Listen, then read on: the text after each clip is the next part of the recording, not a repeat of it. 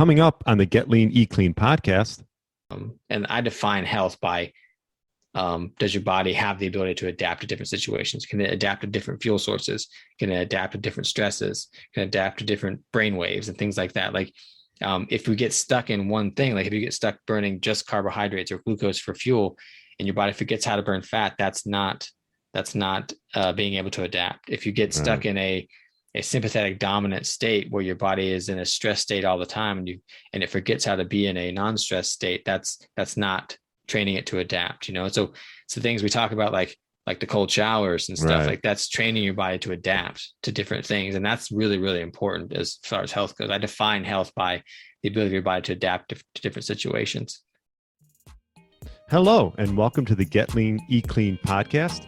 I'm Brian Grin, and I'm here to give you actionable tips to get your body back to what it once was 5, 10, even 15 years ago.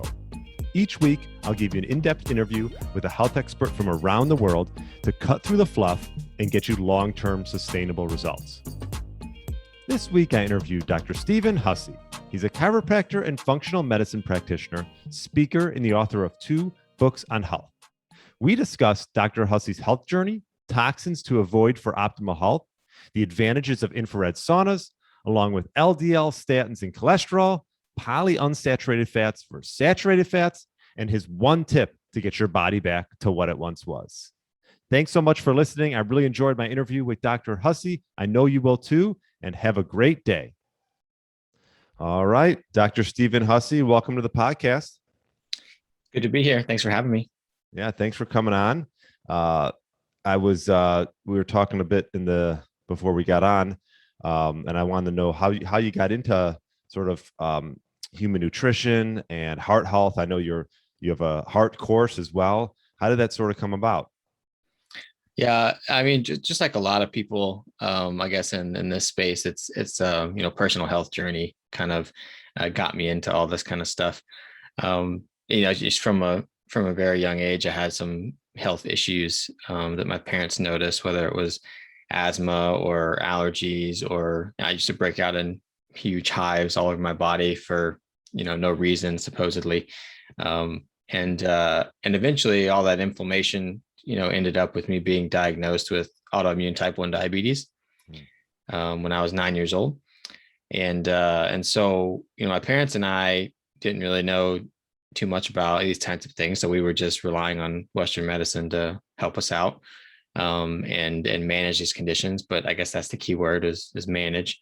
And not ever explain why they were happening. And so, it wasn't until I guess college, I started figuring out that the way I lived my life and the things I did had an impact on how I could manage these things, and eventually got rid of a lot of them. And so, however, I was left with the autoimmune type 1 diabetes, which, the damage was done. So that's going to be there. And so I started realizing over, my time seeing endocrinologists and things for the type 1 diabetes that, I was severely predisposed to, cardiovascular conditions and diseases of the blood vessels and things because of chronically high blood sugars, or higher than, even if it's well controlled, higher than the normal person without type 1 diabetes. And so, yeah, I kind of, every time I've heard anything about heart disease, my ears perked up, and I tried to learn as much as I could. But even in my I guess formal medical training, it wasn't giving me the answers as to why I was predisposed and what I could do about it and why all these things happened in the first place. And so it's just kind of been this never-ending journey for me of trying to figure out why all this happened. And then I started sharing some of that information, maybe 3 years ago now. People liked it, so here I am. Yeah. And what would you say you learned the most through that process? You said you had asthma, allergies. Is that right? Yeah. I feel like that's such a common thing. You just hear a lot of people have that. Could you pinpoint certain things that you've done to help remedy that? Yeah, I think that the biggest, cause like when I was a kid, it was exercise induced asthma, or if I would laugh really hard with my friends, it would happen, and I start wheezing and coughing. And and, certain things started to trigger it too, like cats or animals being around, would trigger that kind of stuff as well. Um, and, and I'd say that all those things went away for the most part when I became conscious about what I was eating. Mhm. And then also toxin exposure as well. And just eliminating exposures, like the animals and things like that. Though I have, animals in our house now and I'm fine. And you're fine. But Right. for a long time, it was, avoiding those things. But the diet was huge, and it took a lot of trial and error and getting through misinformation and trying lots of different diets and things for me to figure out what worked. But yeah, it was mainly diet, I think, that got rid of like allergies um, and the hives and things like that. It was just like toning down the inflammation that my body was so on edge about. It was just the slightest little thing would trigger all that inflammation. As soon as Mm. I got my I guess my threshold of what would trigger it down, then I could withstand those things. And I did that through diet and toxin avoidance. Yeah. What type of toxin avoidance did you go about? You hear that quite a bit as well. And sometimes I feel like it would be tough to pinpoint like what was triggering it. Yeah. And it is. And so you just kind of you learn about all these different toxin exposures, and you work to limit all the ones that you can and not freak out about the ones that you can't, because you can't Right. avoid them all, right?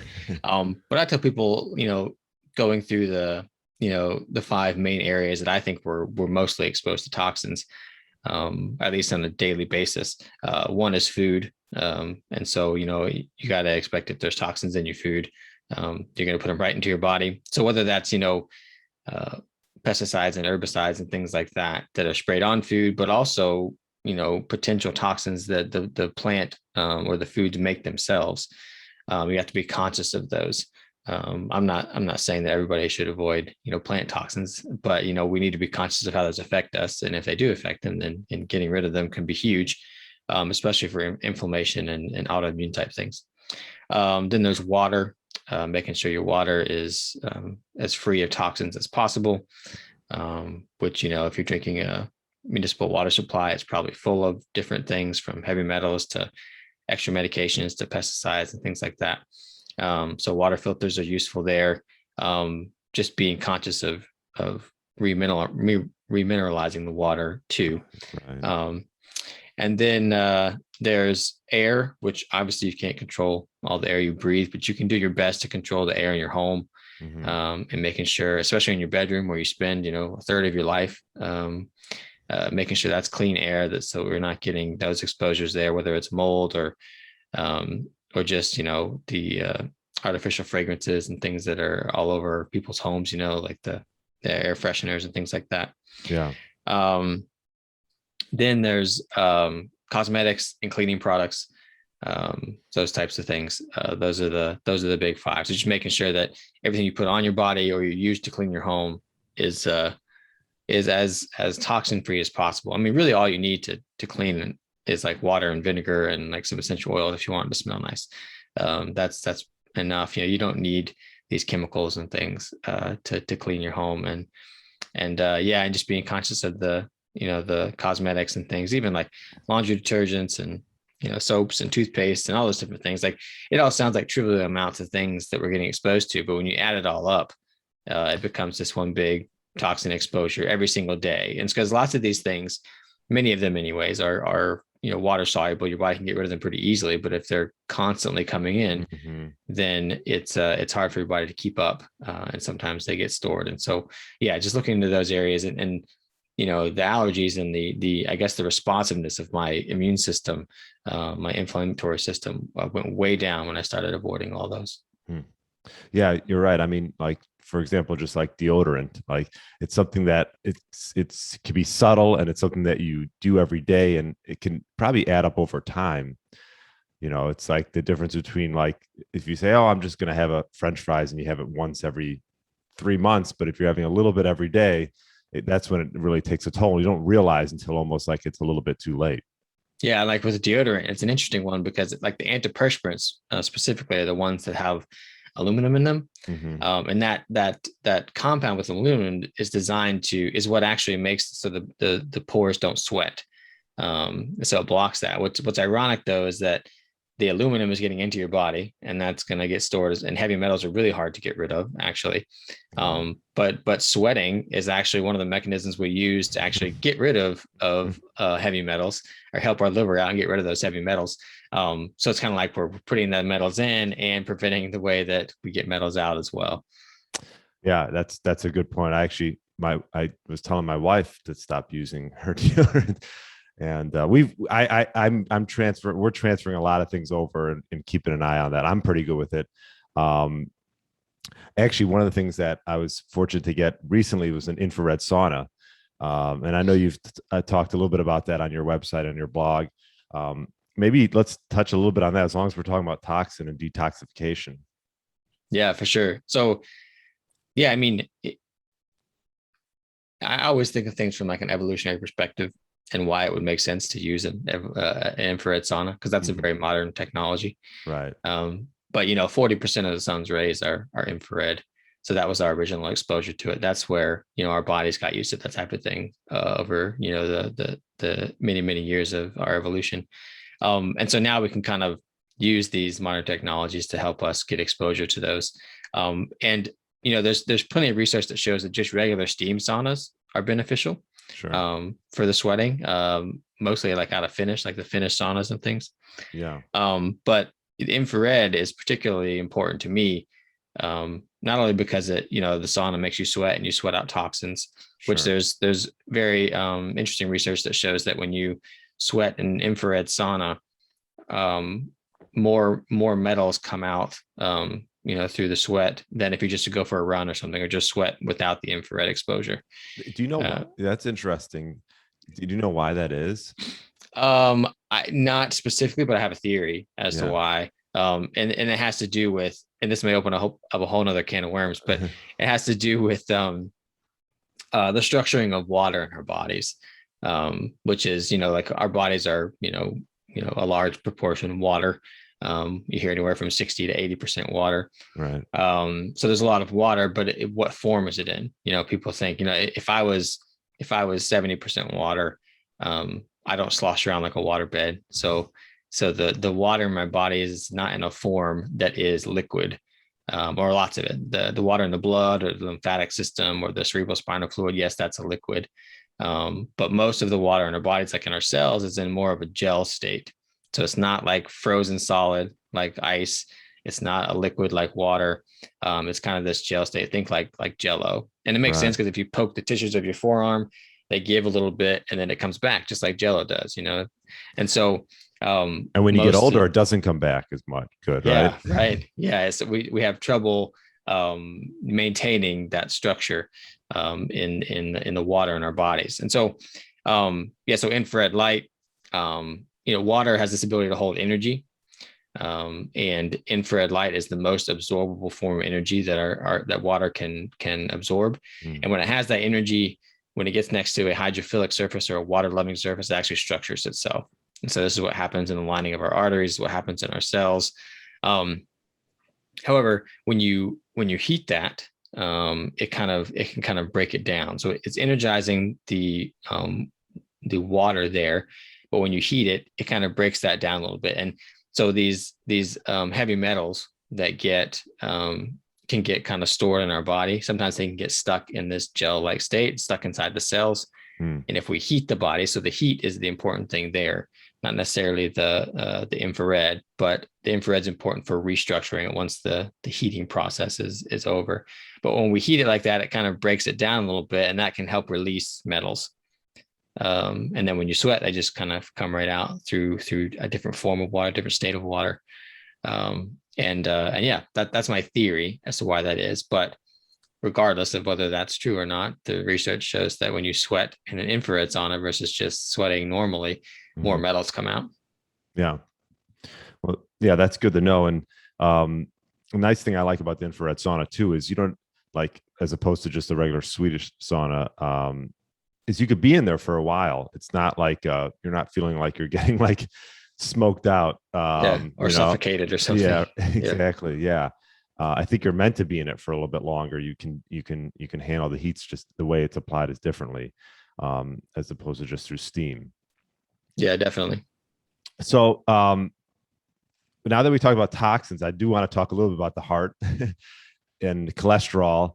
And I have quite a few guests on here. We talk about this, and I just wanted your perspective. I actually recently got some blood work done, and you know, I think it's a common thing, especially in like traditional physicians. If they see high cholesterol and high LDL, they panic, and a lot of statins are being you know given. What are your thoughts around that? And also like LDL particles and things like that. Yeah. So yeah, I mean, I've looked extensively at this because, I was interested in the heart, and everybody, you always hear that, yeah, high cholesterol is like the number one risk factor for heart disease. But I haven't really been able to find anything that says that it is at least the most important risk factor for sure. It's definitely not the most important. Yeah. Insulin resistance, I think, is the most important, as far as from a metabolic standpoint. But yeah, so, with cholesterol, I mean, there's a reason it's there. It does a lot of different things in the body. It's essential for life. I mean, cell communication, cellular structure, making of our hormones, all kinds of stuff. And so aggressively lowering it doesn't really quite make sense to me, especially with the guidelines saying that it should be 100 or lower, and using these aggressive drugs, whether it's a statin or a PCSK9 inhibitor, to keep it lower than 100 doesn't really make sense to me based on, physiology, based on the fact that humans have been, eating cholesterol rich foods and saturated fat foods for since the beginning of humans on this planet. And heart disease is a relatively new, at least in the epidemic that we know it, a relatively new phenomenon. It's really only been an epidemic within the last 150 years or so. And so that doesn't really make sense to me, that it's all of a sudden this cholesterol is killing us when it's been around forever. Then the argument is, I guess the devil's advocate is like, what if it gets too high? That's the problem. Yes, we need it, but if it gets too high, that's the problem. And there's studies on people with familial hypercholesterolemia, which is people with extremely high cholesterol levels, LDL and total cholesterol levels. And when they track these people, they don't seem to die any sooner than other people. And one study even suggested that when they do die sooner, it's not because of the high cholesterol, it's because of other lifestyle factors, that may have damaged the cholesterol. And therefore damaged cholesterol can contribute to those things. But that's not the cholesterol's fault. That's other things that are damaging the cholesterol. But interestingly, very recently, a study came out, and it was just an association study. But it suggested that it looked at cholesterol levels, looked at a lot of things, and all-cause mortality. But one of the things it looked at was cholesterol levels and all-cause mortality, which is dying from anything. And it found that the people with cholesterol levels between about 110 and 150, 110 and 160, something like that, had the lowest all-cause mortality of any of the groups. And that the people with the cholesterol numbers lower than about 85 had the highest all-cause mortality, which, the recommendation is for it to be lower than 100. And many people are prescribed these cholesterol-lowering medications to keep it below 100, many times below 85. And that's when we see the association with the highest all-cause mortality. And above 100, 117 to 150 or so, it is the lowest all-cause mortality. So clearly cholesterol is important. We need it around for things. And when we decrease it, there's an association with more death from any cause. So yeah, I mean, there's all this nuance to cholesterol conversation. And you were talking about particle sizes and things like that, particle numbers.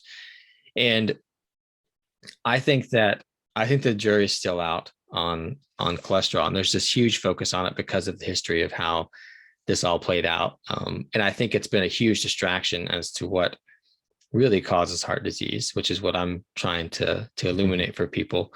But with particle size, I think that, the size of your LDL molecule. So like, it's thought that the smaller, denser ones are more problematic because they can penetrate the lining of the artery more.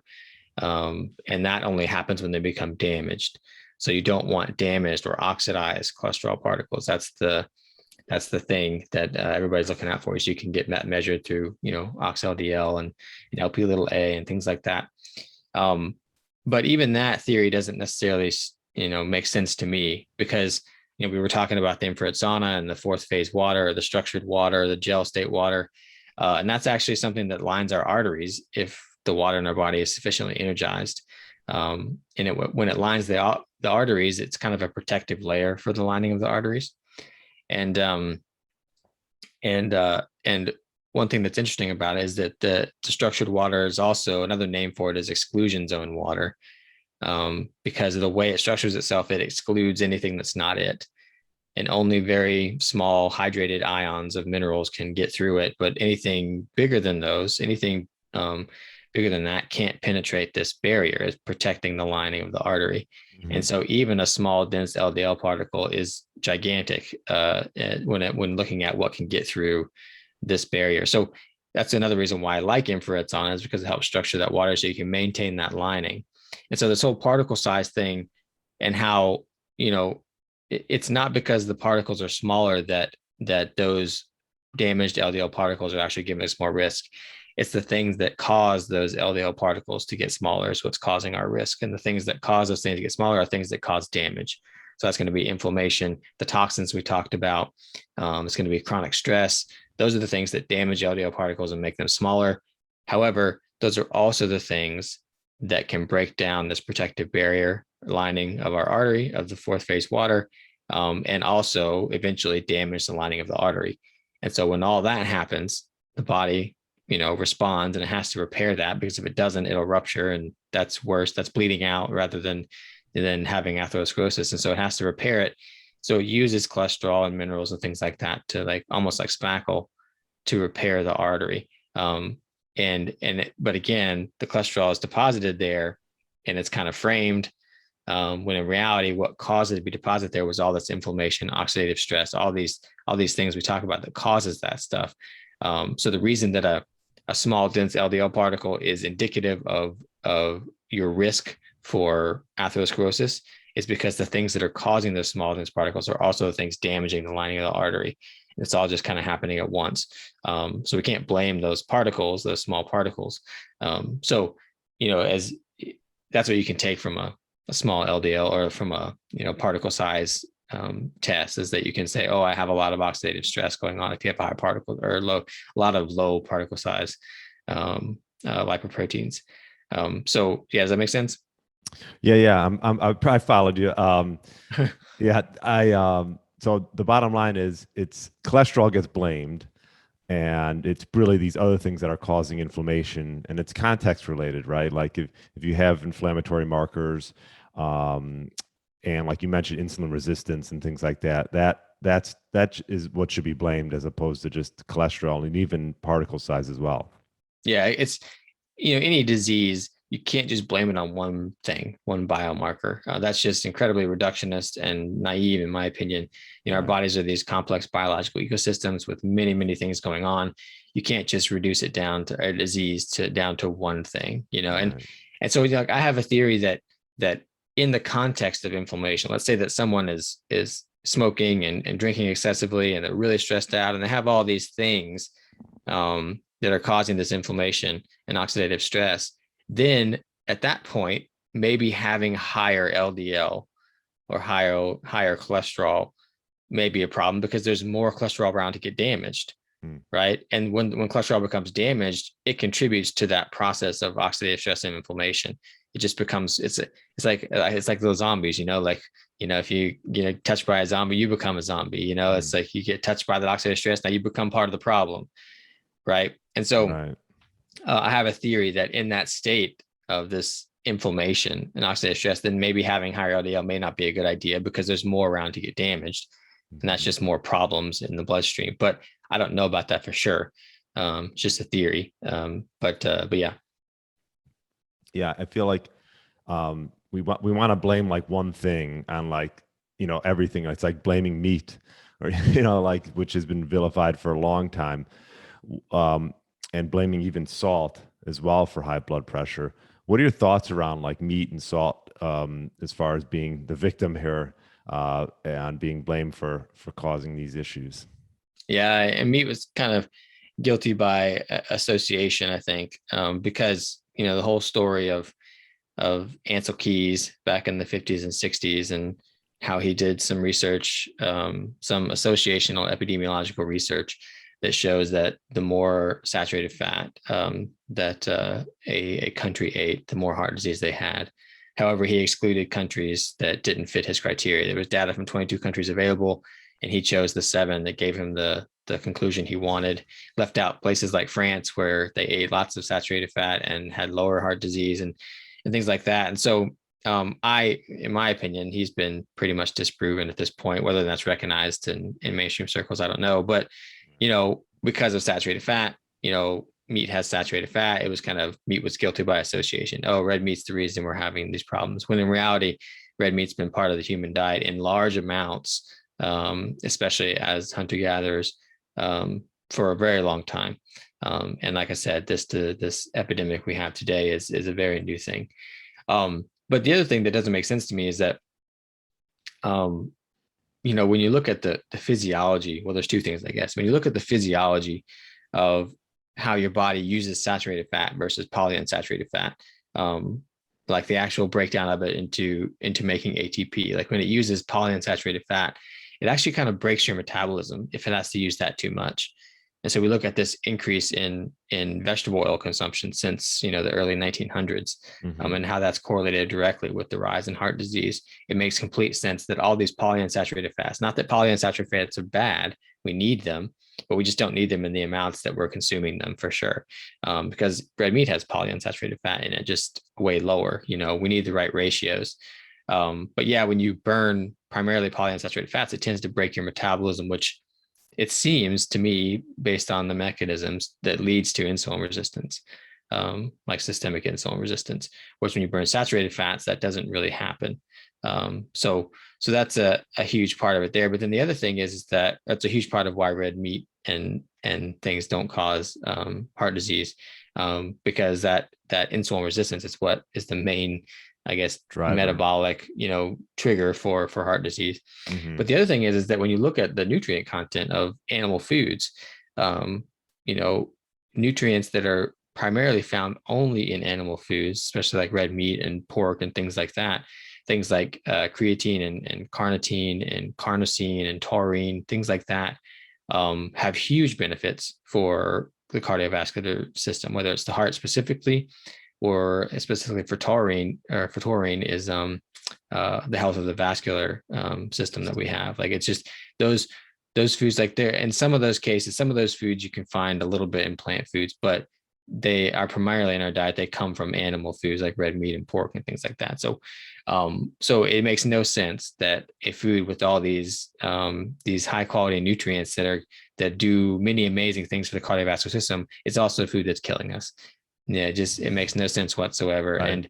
And it's been totally ignored that the increase in processed food and the lack of nutrients and the increase in polyunsaturated fats, like those are the things that have changed. So those are the things that should be under the microscope, and figuring out what's going on there.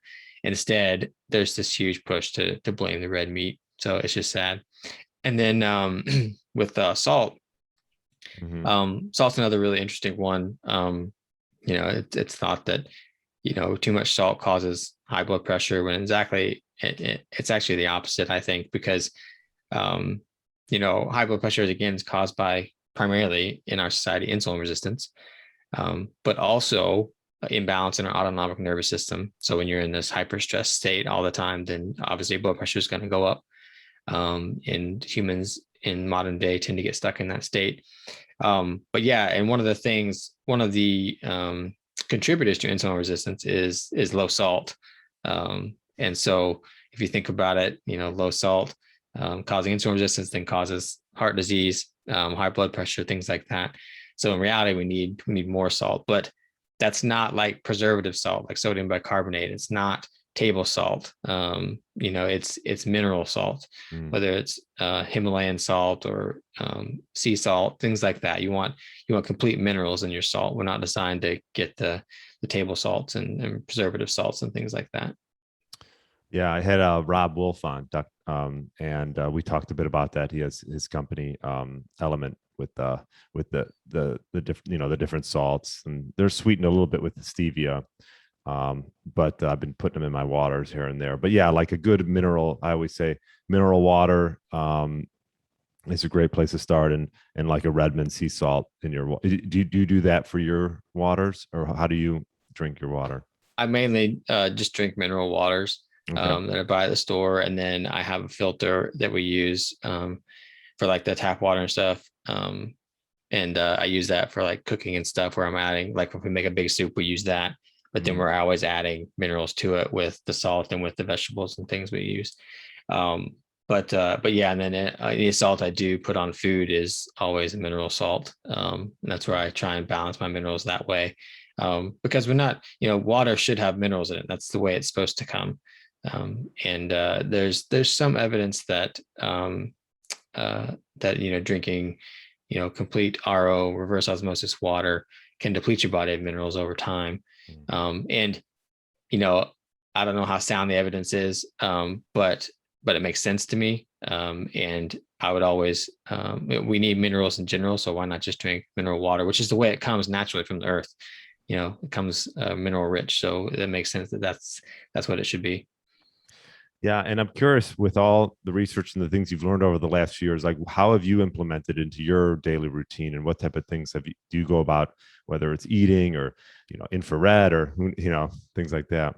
Yeah, on a typical work day, I wake up and I the first thing I do is like breathing exercises for about 15 minutes, and then I I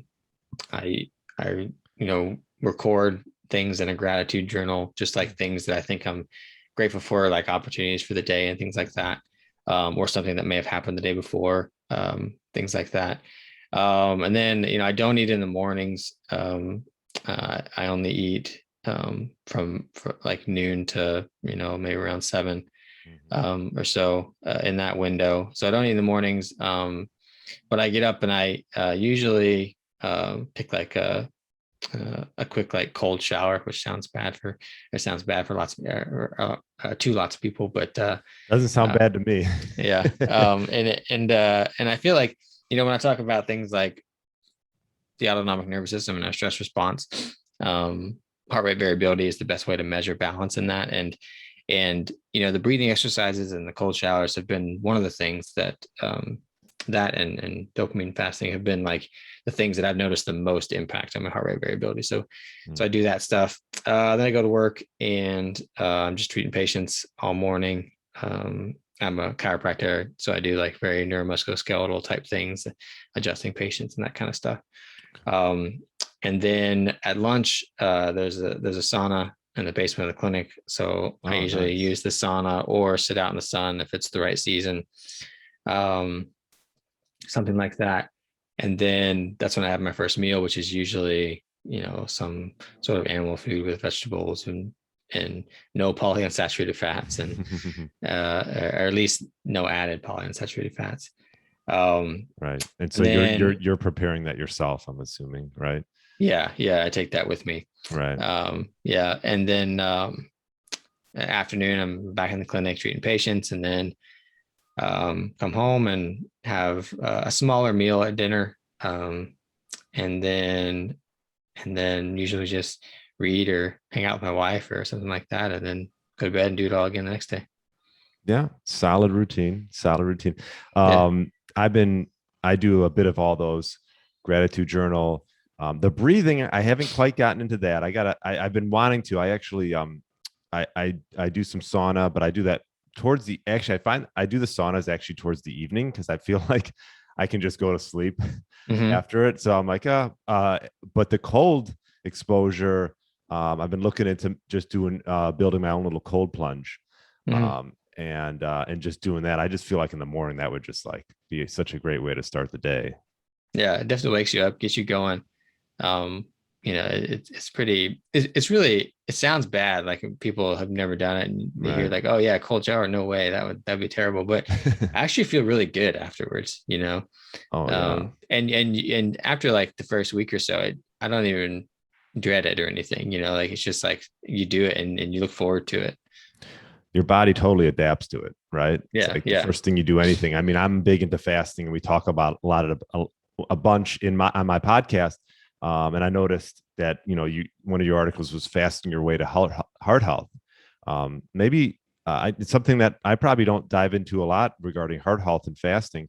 But what are your thoughts around that? Yeah, I think the biggest benefit to fasting is that at least in this modern day world that we're living in, is that fasting is a way to increase your metabolic health. So even if someone didn't change their diet whatsoever, they just kept eating the same things they're always eating for the time they were eating. If they had longer periods where they weren't eating, and they were doing a little bit of fasting, it's going to help their metabolism. I still think they should change what they're eating too. Sure. But that's what it seems to suggest. That's the huge benefit of fasting, is that when you do that, it helps improve your metabolic health. But it's really interesting, is specifically and so when you improve your metabolic health, you're improving any insulin resistance that may be there. Insulin resistance is a huge marker for cardiovascular disease. So by default, you're improving your or lessening your risk for heart disease. But one interesting study that I talk about in my book is this one they did on rats, which it's in rats, not in humans, which is it is what it is. But they made these rats intermittent fast. These were health conscious rats, they're intermittent fasting. Yeah. And now they made these rats intermittent fast, and then I guess they induced heart attacks in them somehow. And they noticed that the rats who were intermittent fasted, and they'd been doing it for a few months or whatever for these rats, the heart attacks didn't Affect they them weren't as much, or yeah, it didn't affect them as much. They recovered quicker. Mhm. And also the heart attacks were on average smaller. Like they did the same exact thing in both rats, but this one group of rats that wasn't intermittent fasted, the heart attack affected them worse, and it was a bigger, like more tissue was damaged, all this kind of stuff. Whereas the other rats, they were smaller, and it's really interesting.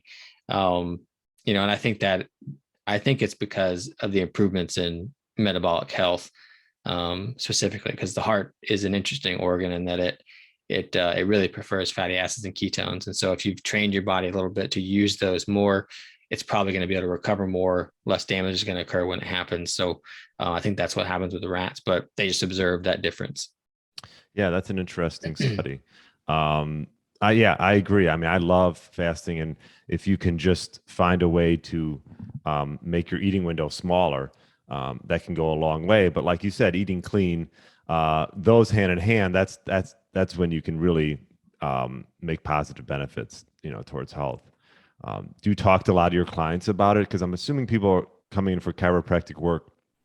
I mean, obviously, some of them could be completely healthy and really good, but I'm sure maybe if they're having issues, knees or whatever, back, joint pain, that they're probably over. I would assume that a lot of them are overweight, and probably their first step would be to, improving their metabolic health. Yeah, definitely. We have a nutrition program. We call it the nutrition program, where I sit down and talk with people, because I treat very neuromusculoskeletal type stuff, like spinal conditions, pain, that kind of thing. But really, chiropractic, we're treating the nervous system. That's the effect we have on pain is because we're affecting the nervous system. And there's a structural component to that.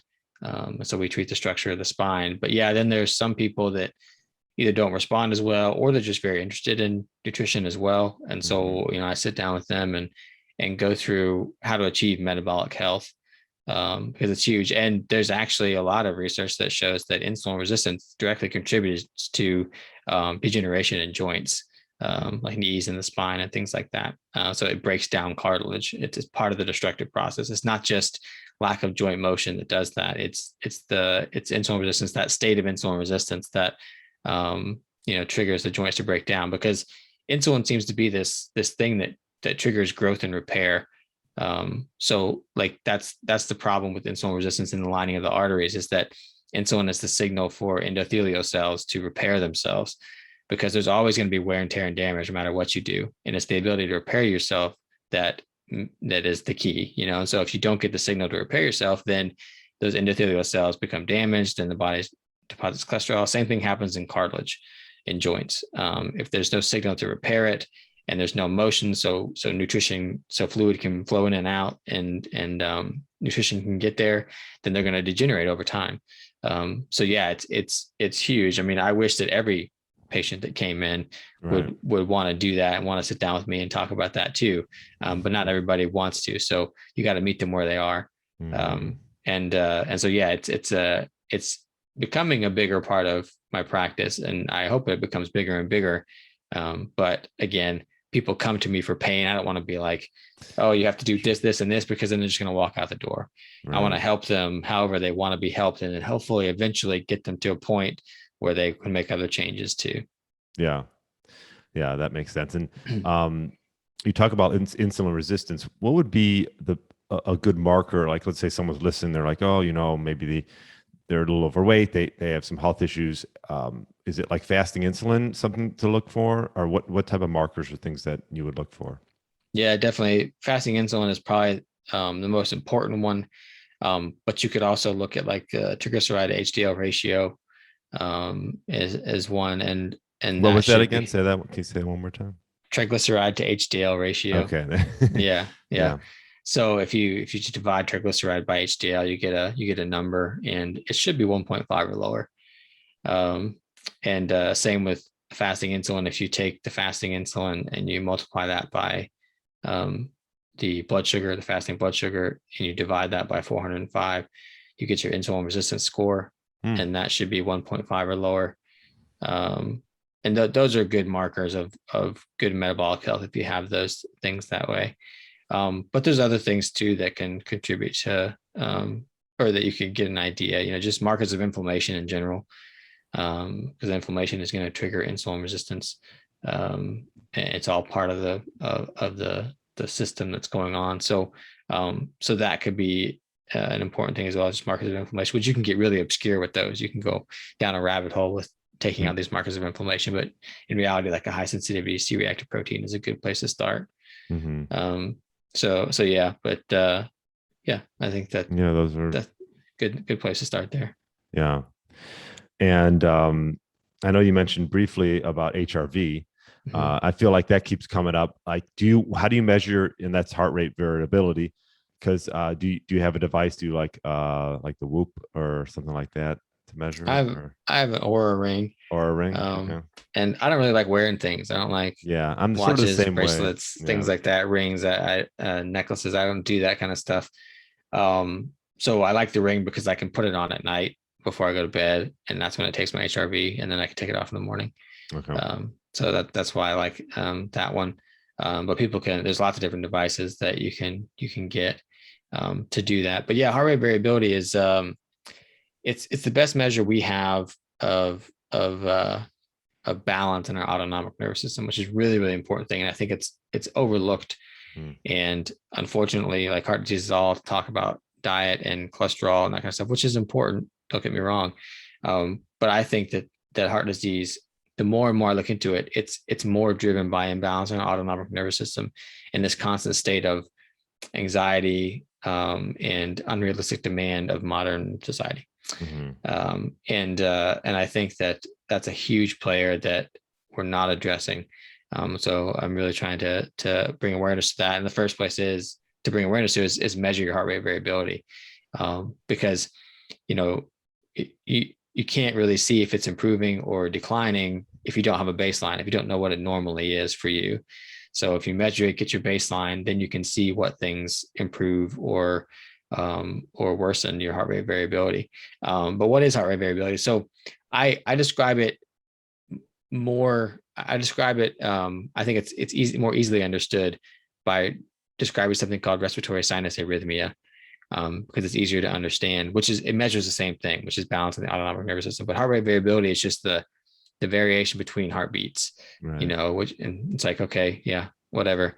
But if you think about respiratory sinus arrhythmia, which means it basically means the difference in heart rate between breathing in and breathing out. So if you took your pulse on your wrist and you kind of got your baseline right there, you can feel it, and then you took a slow deep breath in, you would feel your pulse quicken a little bit. And then if you took a slow breath out, you would feel it go slower. And the difference between the fastest it gets when you breathe in and the slowest it gets when you breathe out is your respiratory sinus arrhythmia. And that is basically measuring how adapted you are to being in a stress and non-stress state, which is balance and autonomic nervous system, the heart rate variability that measures the same thing. There's just different ways of measuring the same thing. Right. But that's what we're looking at, is we're looking at your body's ability to adapt. And I define health by, does your body have the ability to adapt to different situations? Can it adapt to different fuel sources?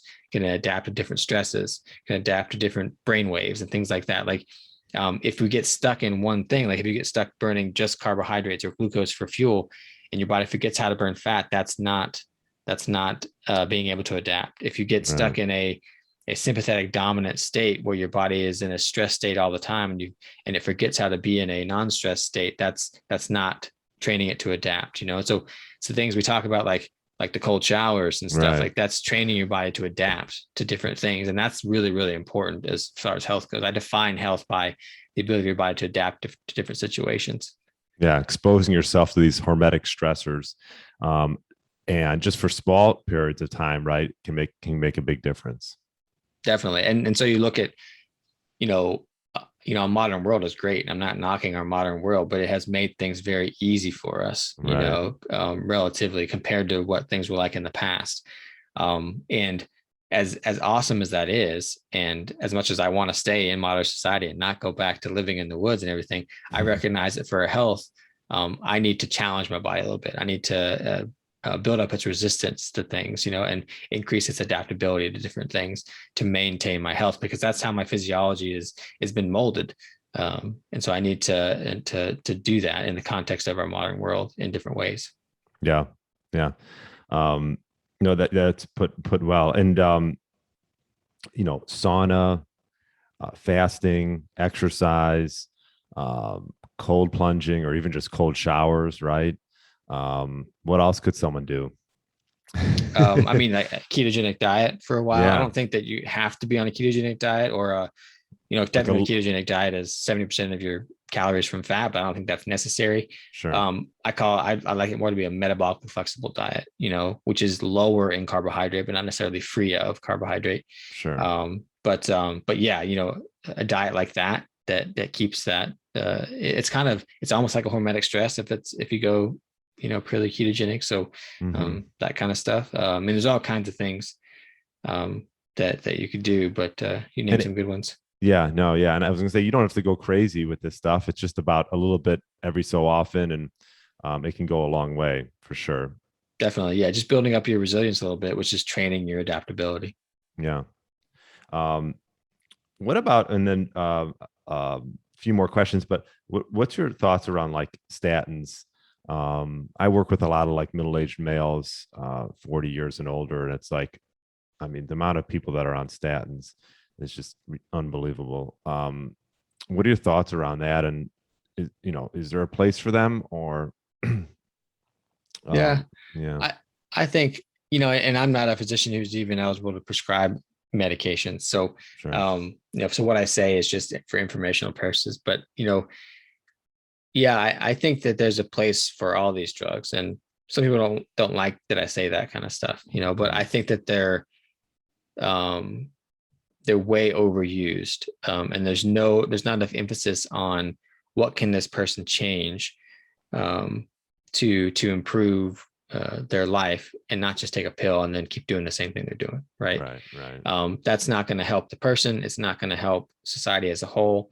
And so that's my main beef with lots of medications, is that in many cases, there are things this person could do that would greatly improve their quality of life, that pose no risk or harm. Whereas a lot of these medications may have a desired effect, but they cause a lot of risk. There's a lot of risk, and they cause a lot of harm to a lot of people. They decrease quality of life, and that's not what I'm about. I want to increase quality of life. And so if you take a statin drug, there's risk of developing type 2 diabetes. There's risk of developing cognitive decline, muscle pain, sexual dysfunction, all this kind of stuff, because you're inhibiting the production of cholesterol, and cholesterol is needed for all those things. So if you're inhibiting that, then that's an issue. And like I said, that study shows that cholesterol lower than 85, which is, something that many cardiologists shoot for with those drugs, is associated with the highest mortality from anything. And so that's concerning to me. But when you look at it too, like, I can't tell you how many studies I've read where they were testing something that didn't have anything to do with cholesterol, or it wasn't even a statin. They were just testing something, and it said, and the intervention didn't have the result that we were expecting. However, the people did end up with lower cholesterol. Therefore, this must be more heart healthy. It's like, that's just an idea that's not really founded in science. And so they're assuming this intervention that they did is heart healthy merely on the fact that it lowered cholesterol. And that's just never been proven, besides some associational studies that can't really prove anything. And so to me, it's irresponsible to I guess, operate based on that notion when it's not really been proven. And, you can get into all the influence from pharmaceutical companies and how they've influenced the guidelines on what ideal cholesterol should be. And it used to be like 200, and then it, like, for LDL, and then it was down to 150, and then down to 100. And it's just like, and they've been influencing this because the lower the recommendation, the more they can prescribe the drugs, the more money they can make, which is just capitalism at its finest. Sure. Yeah. But it's not resulting in better health for people. And so there's a lot there. I'd always want to default to lifestyle stuff before anything else, because ultimately that's the only thing that's going to increase your quality of life. Taking a drug may have a desired effect, but again, it's likely not going to increase your quality of life, and it may even make it worse. Yeah. And you bring up a point about like being like this in this range that, and I hear different ranges all the time. Like the one I did, for total cholesterol had me being a range between 100 and 199, which probably is different than, other places. And then for LDL, it was between 0 and 99. I actually had 109 for LDL, and my total was 189. And I'm not concerned really with those. And like you said, what is the right benchmark, right? Is it for just general population, and is it being influenced by the pharmaceutical companies, or are we looking for like optimal health? Yeah. Just, things like that. Well, the interesting thing is that, our ideas, like, you look at the lab ranges on the side of your blood work, it says this is the normal range, whatever. Well, those normal, like, we've only been testing blood work, for, I don't know, extensively for like 80 years or so. And so we only really know the normal ranges of people living in a modern society, removed from nature, living in the way, eating processed foods, that kind of stuff. So what are the normal ranges for, like, our ancestors, Yeah. like what are their normal ranges, and let's go based off of that. That may be something we should be achieving. Like the example I give is, like, if you took a giraffe out of the wild and put it in a zoo, so it's a similar environment, they're trying to recreate it. You feed them, an unnatural diet, and they're not in their right social environment. They're not around other giraffes as much as they would be in the wild. Right. And then you took blood markers on it and said, okay, this is what's normal for a giraffe. Like, who would believe that? I don't think anybody would believe that those are normal markers, but essentially that's what we've done with humans, because we've been so far removed from our natural environment. It's not to say that we should go back. It's just that we need to think about that in that context. Yeah, that's a great point. And what we should do, like, blood work on, like, some of these tribes that have been around for, and like that should be our baseline when they've no like metabolic disease, and they're all ripped. Yeah. There's no visceral fat. Those should be the numbers there, because like the lab numbers are just based on generally healthy people within our modern day population. But generally healthy to me doesn't necessarily mean healthy. Yeah. No. Yeah. That's a good point. Well, this was good. I could feel like we're almost an hour, and I could talk another hour, but I wanted to ask, I ask a lot of my guests the same question at the end, is what one tip would you give an individual that's, looking to get their body back to what it once was, like 10, 15 years ago, when maybe they were in their 20s and 30s? One tip, like the most. It's a loaded question, but Yeah. yeah.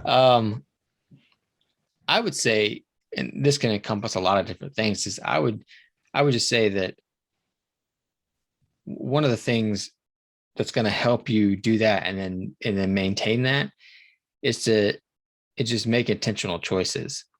Don't just, listen to me ramble on these podcasts or whatever, or go to your doctor and listen to them and just try and reproduce what they say or do what they say. Like actually learn why you're doing something and make it intentional. Like learn the information and then your choices become your choices and not just following instruction, and you're intentionally doing them for a reason that you like. Like for me, I want to eat a healthy diet because I think it's better for me, but I also am really passionate about the environment and how we're changing the world to a state which is not very compatible with life that includes humans. And so I know that me choosing to live healthier thing in a healthier way, less toxin exposure, better diet, that kind of stuff, is also having an impact on the environment. So like that's an intentional choice that I make. And so then it becomes easy to go to the grocery store or go to wherever I get my food or wherever I do anything and make decisions. I'm not thinking about, okay, well, what did that person say I should do? I'm thinking about what are my intentions? Is the choice I'm making supporting those intentions? Just make intentional choices and figure out what your intentions are. And that'll help guide you and keep you motivated to stay on these types of things. Yeah. Like truly figuring out, why you want to make these changes, whether it's maybe even just like being able to play with your grandchildren or, things like that. That should be what's driving your choices, not necessarily just going to a doctor and him telling you, oh, you got to clean up your diet. Yeah. Well, why? So exactly. Yeah, no, that's great advice. Awesome. Well, Dr. Stephen Hussey, what are the name of your books? I wanted to mention that. Yeah. My first book is The Health Evolution, Why Understanding Evolution is the Key to Vibrant Health. And that one's available on Amazon. My second book is Understanding the Heart. And it's probably going to have a new subtitle. So that one's not available right now because I got picked up by a publisher. And so we're working to republish that through the publisher. So nice. I'm hoping by early next year, that one will be available again. But yeah, and then my website is resourceyourhealth.com. And then I'm on social media, Dr. Stephen Hussey on Instagram and Facebook and Twitter. Awesome. Well, I appreciate you coming on and talking. We touched on a lot of different topics. So yeah, thanks for having me. Great conversation. Hopefully it was beneficial. So thanks and enjoy the rest of your day. You too. Hey, Get Lean, Eat Clean Nation. Are you a man between the ages of 40 and 60 years old, looking to lose inches around your waist, have significantly more energy throughout the day, and gain muscle, all while minimizing the risk of injuries? Well, I'm looking for 3 to 5 people to work one-on-one with in my Fat Burner Blueprint Signature Program, which I've developed by utilizing my 15 years experience in the health and fitness space. This program is designed specifically for those committed to making serious progress towards their health goals over the next 6 months. We will focus on sleep, stress, nutrition, meal timing, and building lean muscle. If this sounds like a fit for you, email me at brian@briangrin.com with the subject line Blueprint. That's brian@briangrin.com with the subject line Blueprint. Thanks for listening to the Get Lean, Eat Clean podcast. I understand there are millions of other podcasts out there and you've chosen to listen to mine, and I appreciate that. Check out the show notes at briangrin.com for everything that was mentioned in this episode. Feel free to subscribe to the podcast and share it with a friend or family member that's looking to get their body back to what it once was. Thanks again and have a great day.